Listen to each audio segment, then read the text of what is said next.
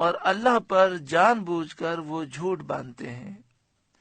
حضرت عبداللہ بن عباس رضی اللہ تعالی عنہما نے فرمایا، یہ آیت یہودیوں اور عیسائیوں دونوں کے بارے میں نازل ہوئی کہ انہوں نے توریت اور انجیل میں تحریف کی، تبدیلی کی، اور کتاب اللہ میں اپنی طرف سے جو چاہا ملا دیا۔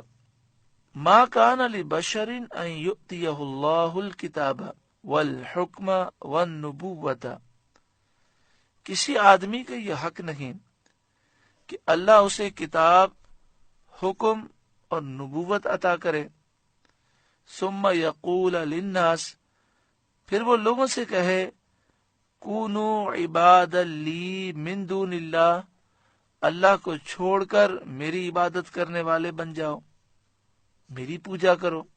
یعنی کوئی نبی کبھی بھی اپنی پوجا کا یا غیر اللہ کی پوجا کا حکم نہیں دیتے۔ نجران کے عیسائیوں نے کہا کہ ہمیں حضرت عیسیٰ علیہ السلام نے حکم دیا ہے کہ ہم انہیں رب مانیں۔ اس آیت میں اللہ تعالی نے ان کے قول کو رد فرمایا اور فرمایا کہ انبیاء کی شان سے ایسا کہنا ممکن ہی نہیں ہے کہ کوئی نبی شرک کی دعوت دے۔ اس آیت کی شان نزول میں دوسرا قول یہ ہے کہ ابو رافع یہودی اور ایک عیسائی نے سرور عالم صلی اللہ علیہ وسلم سے کہا، یا محمد صلی اللہ علیہ وسلم، آپ چاہتے ہیں کہ ہم آپ کی عبادت کریں اور آپ کو رب مانیں؟ حضور صلی اللہ علیہ وآلہ وسلم نے فرمایا، اللہ کی پناہ کہ میں غیر اللہ کی عبادت کا حکم کروں، یعنی یہ کبھی ہو ہی نہیں سکتا کہ میں اللہ کے سوا کسی اور کی پوجا کا تمہیں کہوں۔ نہ مجھے اللہ نے اس کا حکم دیا اور نہ مجھے اللہ نے اس لیے بھیجا۔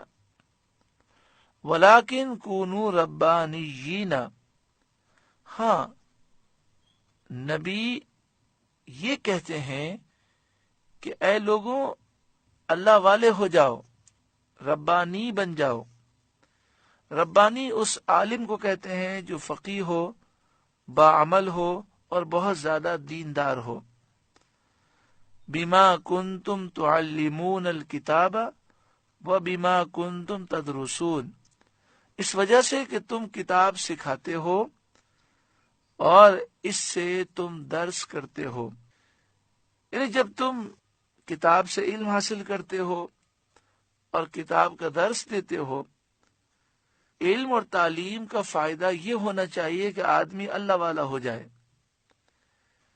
جسے علم سے یہ فائدہ حاصل نہ ہو اس کا علم ضائع اور بیکار ہے۔ وَلَا يَأْمُرَكُمْ أَن تَتَّخِذُوا الْمَلَائِكَةَ وَالنَّبِيِّينَ أَرْبَابًا، اور نہ تمہیں یہ حکم دے گا کہ فرشتوں اور نبیوں کو خدا سمجھ لو۔ یعنی اللہ تبارک و تعالی نہ تمہیں یہ حکم دے گا، نہ کوئی نبی تمہیں یہ حکم دیں گے کہ تم فرشتوں کو خدا سمجھو یا نبیوں کو خدا سمجھو۔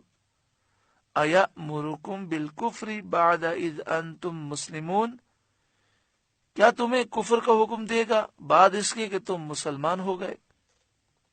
ایسا کسی طرح نہیں ہو سکتا۔ تو ان آیات میں یہودیوں عیسائیوں کا رد ہے کہ کسی نبی نے کبھی شرک کی دعوت نہیں دی۔ ہر نبی کا یہی پیغام ہے کہ اللہ وحدہ لا شریک کی عبادت کرو، اللہ کے سوا کوئی خدا نہیں، الہ نہیں، معبود نہیں، کوئی اللہ کے برابر نہیں۔ اللہ کے سوا کسی کی پوجا کرنا، عبادت کرنا یہ شرک ہے۔ اللہ کا کوئی بیٹا نہیں، بیٹی نہیں۔ ہر نبی نے یہی دعوت دی۔ تو عیسائی یہودی جو انبیاء کی طرف جھوٹ منسوب کرتے ہیں، خاص طور پر حضرت عیسیٰ علیہ السلام کے متعلق عیسائی کہتے ہیں کہ انہوں نے یہ کہا کہ مجھے خدا سمجھو، میری پوجا کرو، تو یہ جھوٹ ہے اور اس کی مذمت کی گئی۔ سورہ آل عمران کا 8واں رکوع مکمل ہوا۔ اللہ تعالیٰ اس کی برکتوں سے اور اس کے نور سے ہمیں منور فرمائے۔